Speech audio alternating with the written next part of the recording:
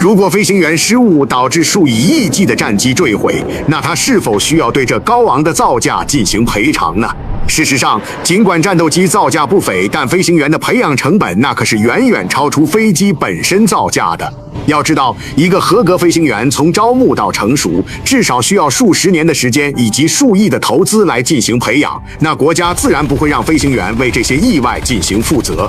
不过需要注意的是，假如有此类事故发生，军方会立刻启动调查程序，评估飞行员是否尽全力避免事故。如果是技术故障或飞行员合理失误，他是不会受到处罚的。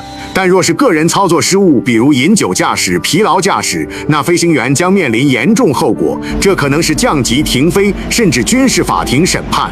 虽然理论上飞行员可能被要求赔偿整架飞机的成本，但实际上职业生涯的终结才是更沉重的惩罚。飞行员一旦被判定无法继续服役，提前退役或许将成为他们的唯一出路。快手，拥抱每一种生活。